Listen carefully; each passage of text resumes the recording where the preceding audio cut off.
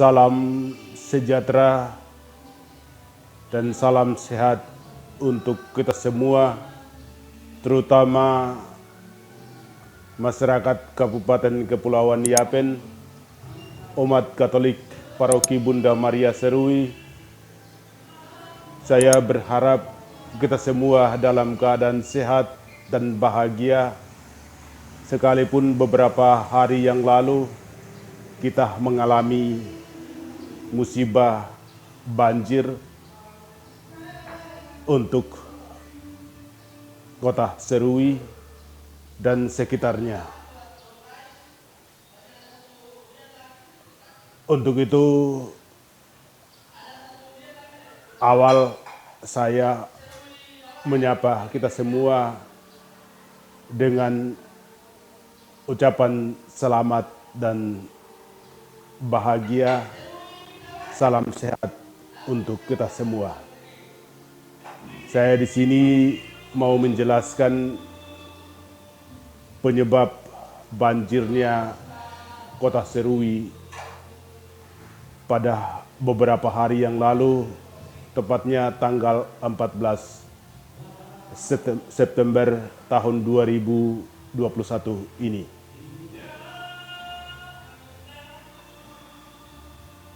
Beberapa bulan terakhir ini memang terjadi curah hujan yang cukup tinggi di Kabupaten Kepulauan Yapen.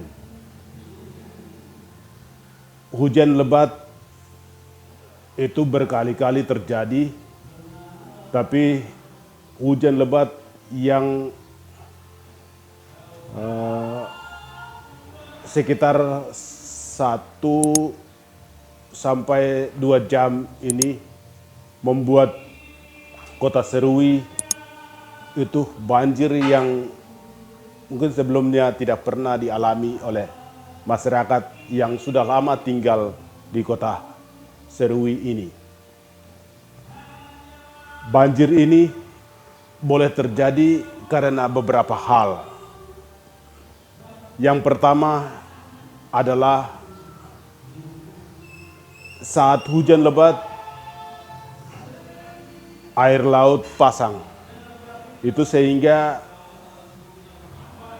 air hujan itu tidak langsung ke laut. Ia naik, ia langsung merembes ke perumahan-perumahan di kota sampai kota Serui itu menjadi penuh dengan air. Air saja masuk di rumah. Sampai masyarakat mengalami kerugian cukup besar. Ternak, barang-barang di rumah semua terhanyut. Sehingga beberapa hari terakhir ini masyarakat sedang membersihkan rumah, memperbaiki dan mencuci rumah. Penyebabnya hanya karena saat itu momen air laut pasang. Penyebab yang kedua adalah kebanyakan masyarakat Kabupaten Kepulauan Yapen ini masing-masing punya sensor. Sehingga hutan-hutan yang ada di Kabupaten Kepulauan Yapen ini setiap hari sensor bunyi. Untuk kepentingan papan, dan semua papan itu selalu dijual ke bengkel mebel, lalu mereka itu sehingga hutan semakin hari semakin gundul. Akhirnya air hujan tidak bisa serap dan akhirnya akibatnya terjadi kebanjiran. Itu penyebab yang kedua. Penyebab yang ketiga itu adalah tanah-tanah yang kosong, yang sebelumnya bisa menyerap air hujan, itu semua berubah menjadi bangunan dan rumah-rumah penduduk. Maka air hujan tidak bisa menyerap, selalu saja air di atas dan selalu saja banjir terjadi. Lebih-lebih tanggal 14 itu. Karena tidak ada tempat untuk menyerap air, maka kebanjiran itu benar-benar terjadi. Sehingga di mana-mana terjadi longsor, di mana-mana terjadi banjir. Itu penyebab yang ketiga. Penyebab yang keempat terjadi banjirnya itu adalah masyarakat membuang sampah sembarang tempat, terutama parit-parit yang ada. Orang dengan sembarang saja tanpa kesadaran, orang membuang sampah di parit-parit yang ada. Sehingga parit-parit itu full dengan sampah. Itu sehingga terjadi kebanjiran. Seharusnya kita punya kota, Serui ini kota kecil. Seharusnya kita yang menjaga, kita yang memelihara, kita yang melestarikan. Namun kita sendiri tidak sadar membuang sampah sembarang, akhirnya hujan sedikit saja selalu banjir. Lebih parah lagi adalah kemarin. Kemarin hujan sebenarnya seperti biasa yang kita alami. Tapi momen parit-parit itu penuh dengan sampah sehingga bertepatan dengan air laut naik, akhirnya banjir. Jadi semua rumah yang ada, terutama sekitar KPR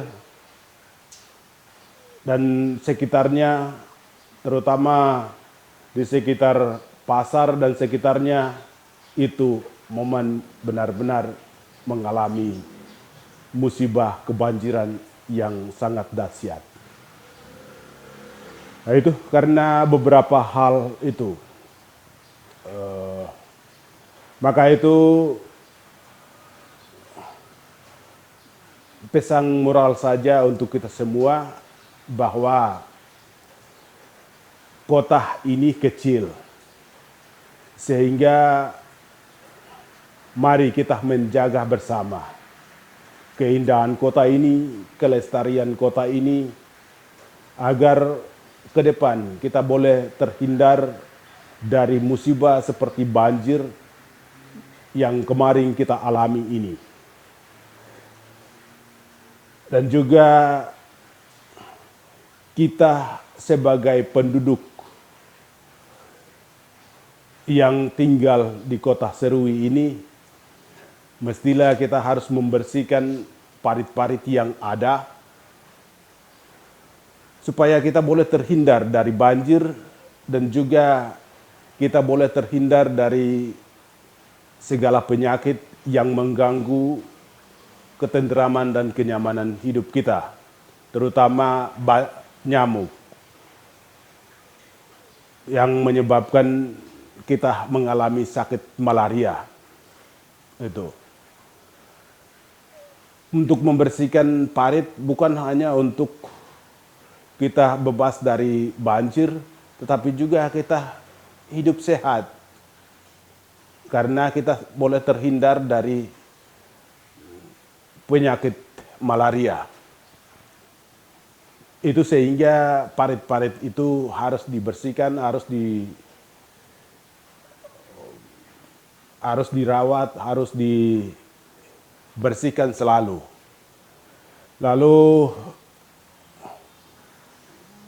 pesan moral yang lain adalah kita ini berada di pinggir pantai dan juga diapit oleh gunung. Kalau di atas, di gunung, pohon-pohon semua ditebang, disensor, dan kayunya diambil untuk dijual. Apa akan jadinya nanti? Longsor, banjir, pasti kita akan alaminya. Maka itu saya berharap, marilah kita berusaha untuk menanam dan juga berusaha untuk menjaga hutan yang ada. Jangan setiap hari sensor bunyi terus untuk membabat pohon yang ada, hutan yang ada, demi kepentingan uang.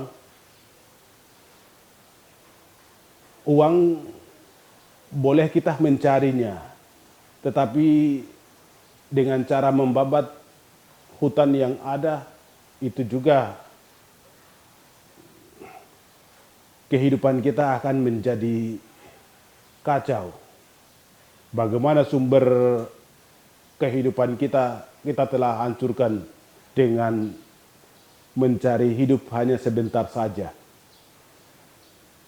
Lalu pesan moral yang lain adalah, marilah kita selalu saling menyelamatkan satu dengan yang lain dengan cara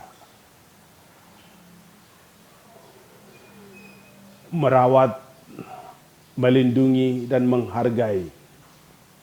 Terutama di kali-kali yang ada, di pesisir pantai yang kita punya yang sebenarnya indah.